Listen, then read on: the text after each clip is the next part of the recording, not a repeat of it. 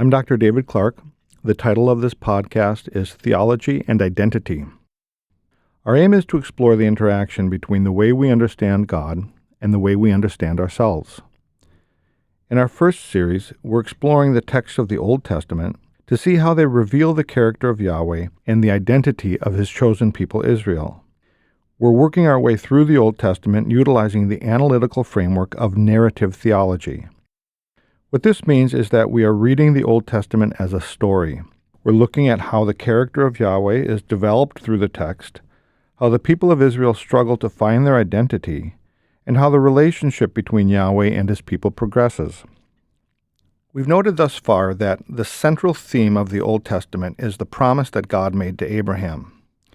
Abraham would receive a blessing, and Abraham would be a blessing to the nations. This is the central question of the Scriptures. How will God fulfill the promise that He made to Abraham? We've noted that God's original plan was to raise up the people of Israel as a model nation. As they walked in covenant faithfulness, they would abide in the blessing of relationship with Yahweh, and as they flourished, they would be a blessing to the nations through the example that they gave. In our last session, we looked at the book of Judges, where everything seems to be going wrong. There's tremendous chaos and spiritual confusion. The author of the book seems to suggest that the problem was a lack of leadership. 4 times in the final chapters of the book, the author notes that in those days there was no king in Israel. In this session, we want to look more closely at this issue of leadership. In order to be a faithful nation, in order to walk in covenant obedience so that Israel might become a model people, is it really necessary to have strong leadership? And if we say that leadership is necessary, exactly what kind of leadership are we talking about? As we address these questions, we will discover in the text an emerging theology of leadership. So let's backtrack a bit. In the biblical text, the first man that clearly emerges as a leader of the 12 tribes is, of course, Moses. So we ask, what were the diverse elements of Moses' leadership? First and foremost, Moses was a prophet. He received the word of the Lord. He relayed this word to others. He was chosen by God Himself. He was not elected. He did not assert himself as a leader. Rather, he was appointed by God to be a spokesperson to proclaim the word of the Lord. Second, Moses was an example to the people. In Deuteronomy 34, the author notes that Moses was a prophet whom the Lord knew face to face, and through whom God worked signs and wonders. So here we can note that an effective leader for Israel at this time was someone who had an intimate relationship with Yahweh. Third, Moses was a judge. We get a glimpse of this in Exodus 18, where Moses explained to his father-in-law, "The people come to me to inquire of God when they have a dispute. They come to me, and I decide between one person and another, and I make them know the statutes of God and His laws." Finally, we see that Moses was a manager. When he realized that the task of settling disputes among Israel was too big for him to do alone, he delegated authority to elders in Israel, and we assume then that he would have maintained oversight of these men that he had appointed. So in summary, the basic elements that we see in the leadership of Moses are these. First, he was a prophet. Second, he was a spiritual example. Third, he was a judge. And finally, he was a manager. Moses was succeeded by Joshua. And the leadership of Joshua was very different. Nowhere in the text is he called a prophet. His primary task was to remind the people of the word that had been spoken through Moses. In chapter 1, he said to them, "Remember the word that Moses, the servant of the Lord, commanded you." And then in chapter 8 it says, "There was not a word of all that Moses commanded that Joshua did not read before all the assembly of Israel." So again, Joshua did not see himself as holding a prophetic role as one through whom new revelation would come to the people of Israel. Rather, he saw himself as one who relayed and reaffirmed the word that God had spoken through Moses. But this is not to say that God didn't speak to him. Yahweh did speak to Joshua and guided his leadership. We see, for example, in chapter 3 where it says, "The Lord said to Joshua, I will begin to exalt you in the sight of all Israel, that they may know that I am with you as I was with Moses." Yahweh worked signs and wonders in order to show the people of Israel that Joshua was his chosen leader. So a description of Joshua's leadership might look something like this. He was a man appointed by God to maintain the unity of the tribes, to hold them accountable to the words that they had received from Moses, and to lead them in the completion of the task that God had given the nation to perform, to take possession of the land of Canaan. As we noted in our last lecture, in the book of Judges there is no strong and consistent leadership after the time of Joshua. There are judges who have short-term victories and who manage to deliver the people of Israel from the hands of their enemies, but no one who is really successful in confronting the spiritual chaos and bringing the tribes of Israel back into a pattern of covenant faithfulness. The narrative of the last judge in Israel begins in the book of 1 Samuel. Samuel was a prophet, and he was also a judge. He settled disputes among the tribes, as it notes in 1 Samuel 7. Samuel judged Israel all the days of his life, and he went on a circuit year by year to Bethel, Gilgal, and Mizpah, and he judged Israel in all these places. And so we see that Samuel did continue in this role of settling disputes and listening to the complaints and concerns of the people. But the most outstanding element of Samuel's leadership, again, was that he was a prophet. In 1 Samuel chapter 3 it says, "And Samuel grew, and the Lord was with him, and let none of his words fall to the ground. And all Israel from Dan to Beersheba knew that Samuel was established as a prophet of the Lord.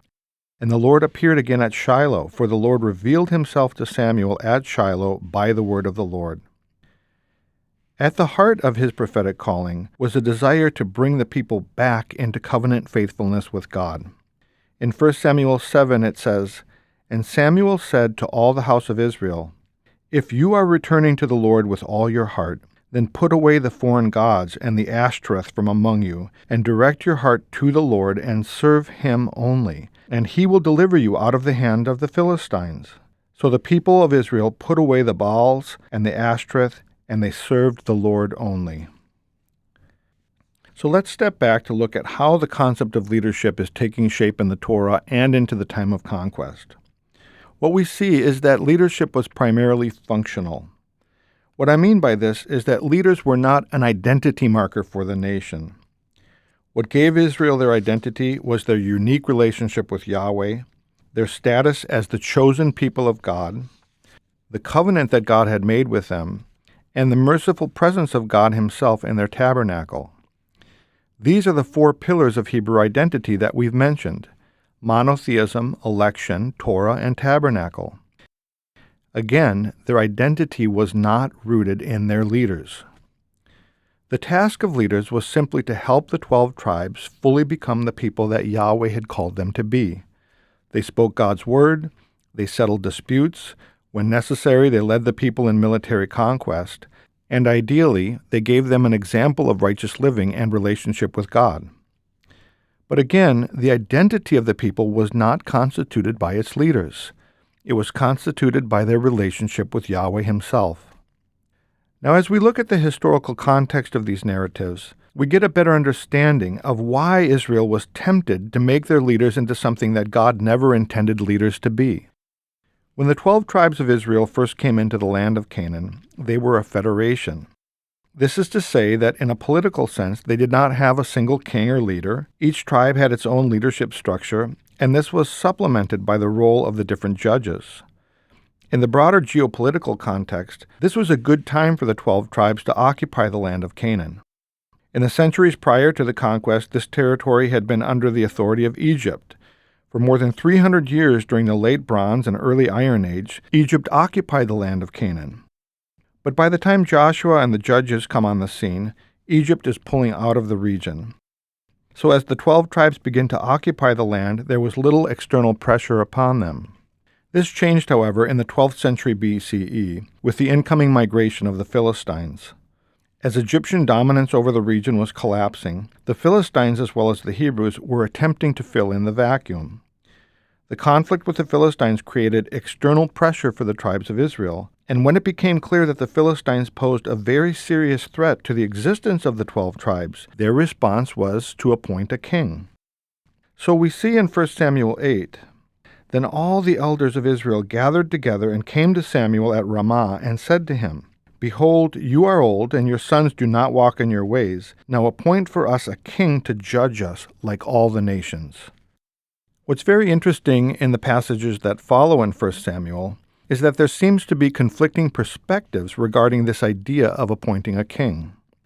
1 Samuel chapter 8 seems to take a negative view. The text reads, But the thing displeased Samuel when they said, Give us a king to judge us.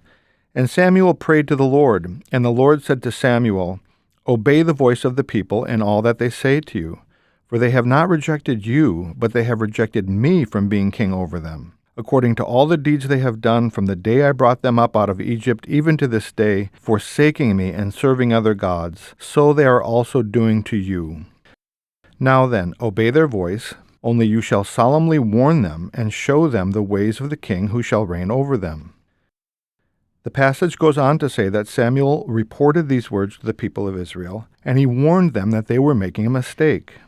He told them that a king would take their property, he would send their children off to war, he would take their daughters away from them, he would take their fields and their orchards, 1/10 of their harvest, he would take their servants and their animals. And then Samuel said, And in that day you will cry out because of your king, whom you have chosen for yourselves, but the Lord will not answer you in that day. At the end of chapter 8, the author reports, But the people refused to obey the voice of Samuel, and they said, No, but there shall be a king over us, that we may also be like all the nations, and that our king may judge us, and go out before us, and fight our battles. And when Samuel had heard all the words of the people, he repeated them in the ears of the Lord. And the Lord said to Samuel, Obey their voice and make them a king. So once again, what we see in 1 Samuel 8 is a very negative perspective on this idea of appointing a king. But as we read in chapters 9 and 10, there's an account of how Saul was chosen to be the first king, and here there is a much more positive spin on what's happening. In chapter 9 it reads, Now the day before Saul came, the Lord spoke to Samuel, saying, Tomorrow about this time I will send to you a man from the land of Benjamin, and you shall anoint him to be prince over my people Israel. He shall save my people from the hand of the Philistines, for I have seen my people, because their cry has come to me. So it seems like there are some tensions between what we read in 1 Samuel 8 and what we read in chapters 9 and 10. At first we see that God is hurt by Israel's request for a king. He sees it as a form of rejection, but he agrees to give the people reluctantly what they have asked for, in spite of his own misgivings and the misgivings of Samuel. But then in the next 2 chapters, this idea of appointing Saul almost appears like it was God's idea. The perspective there is that God had heard the cries of the people, and seeing their sufferings, he had appointed Saul as an act of mercy. What we need to bear in mind here is that, as is the case with many books in the Old Testament, the final product that has come to us was shaped by different hands. This is not a controversial point. In the Torah, for example, there are comments about how humble Moses was, and there's the account of his death. Of course, Moses would not have written these passages himself. So it is sometimes the case that different contributors have added material to the text, and in some cases this might result in what appears to be conflicts or tensions in the narrative. For me, this in no way affects the power of the text. Rather, it simply reveals that not everyone in Israel had the same perspective on what was happening. One contributor to 1 Samuel believed that Israel had made a mistake by appointing a king. But another contributor tended to think that it was a good thing to have a king and that it was a sign of God's mercy. What this says to me is that at this time in Israel's history, there was an internal debate around the role of leadership. No one would suggest that good leadership was unnecessary. As we've noted above, leaders were needed to perform essential functions for the people of Israel. They were prophets who spoke the word of the Lord, they were managers, they were military leaders, and they were judges who settled disputes. But what we've been very clear to note is that these leaders did not give to Israel a sense of national identity. Their identity was rooted in their relationship with Yahweh alone and the covenant that he had made with them. Their identity was grounded in the calling that they had received to become a model people through whom blessing would reach the nations, and that through whom the promise to Abraham would be fulfilled. What seems to be happening in the book of 1 Samuel is that the people of Israel are now asking for something more. They're comparing themselves to other nations who had kings, and who in their view had a clear identity that emanated from that leader. And so the request for a king is really a way of saying, we want a leader so that we can make a name for ourselves, so that we can have a clear sense of who we are. And this seems strangely reminiscent of what happened at Babel. The people there had built a tower as a visible sign of their power, and their own unity and their desire was to make a name for themselves in order to affirm their identity and their achievements. If there's a theological lesson that we can draw from these accounts, it's this. Yahweh does not want the people of Israel to build their identity on their possessions, on their achievements, on their power, and especially does not want them to build their identity on their leaders. The role of leadership is simply to help the people of Israel fulfill the covenant that they had made with Yahweh. Their identity and their purpose is to be grounded only in their relationship with God and to be nourished by the leadership that He Himself exercises over their lives. And this is where we will conclude our reflections on the topic of leadership at this time in Israel's history. In our next podcast, we will look at how things turned out for Israel's first king, and then we will also look briefly at the life of Israel's greatest king, King David. If you have any questions or comments about what we've presented today, don't hesitate to contact me. My email address is david.clark, C-L-A-R-K, @roehampton.ac.uk. Thanks for listening, and I hope you'll join me again in this podcast, Theology and Identity.